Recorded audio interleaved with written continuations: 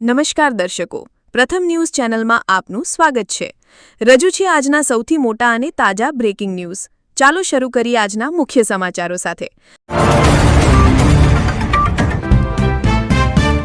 સુરતમાં નાયબ મુખ્યમંત્રી હર્ષ સંઘવીના હસ્તે સિટી લિંક બસ સેવાનું ફ્રી કાર્ડનું વિતરણ કરવામાં આવ્યું। ડોનાલ્ડ ટ્રમ્પના G7 ખાતે ઇટલીના પ્રમુખ માટે મોટો ફોટો પડાવવા મામલે કરાઈ ટિપ્પણીનો આપ્યો અને કડક જવાબ કહ્યું કે હું કોઈ ઇટાલી ક્યારેય ભીખ માંગતું નથી। મોંઘવારીનો ડામ અને નબળું ચોમાસું, અલ નીનો ભારતના જીડીપી અને સામાન્ય માણસના કિસ્સાને ખંખેરશે। ગુજરાતમાં આંતરરાષ્ટ્રીય યોગ દિવસની ભવ્ય ઉજવણી, માણસામાં સીએમ ભૂપેન્દ્ર પટેલ અને અમદાવાદમાં કેન્દ્રીય મંત્રી અમિત શાહે કર્યા યોગાસન। આગામી 6 દિવસ ભારે 26 જૂન સુધી ગુજરાતના અનેક જિલ્લાઓમાં તૂટી પડશે વરસાદ, 60 કિલોમીટરની ઝડપે ફૂંકાશે પવન।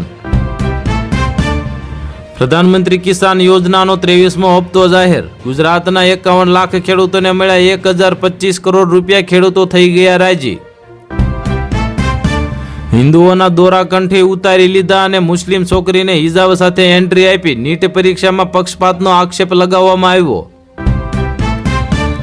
ગોંડલના જામવાડી જીઆઈડીસીના મિશ્રી સ્પાઇસીસ કંપનીમાંથી 1.90 કરોડનો ભેળસેળયુક્ત મસાલાનો જથ્થો સીઝ કરવામાં આવ્યો।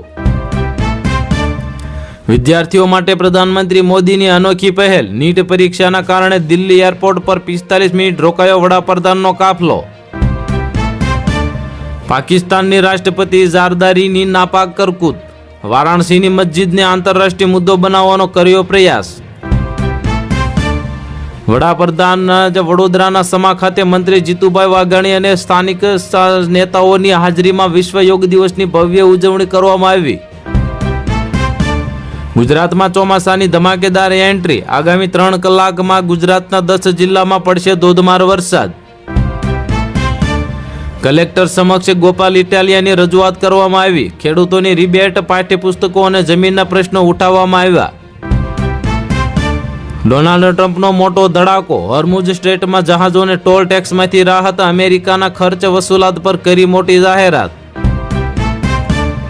તમિલનાડુની ફેક્ટરીમાં એમોનિયા ગેસ લીક થતા 7 મજૂરોના કરુણ મોત, 10ની હાલત ગંભીર, સીએમના તપાસના આદેશ આપવામાં આવ્યા।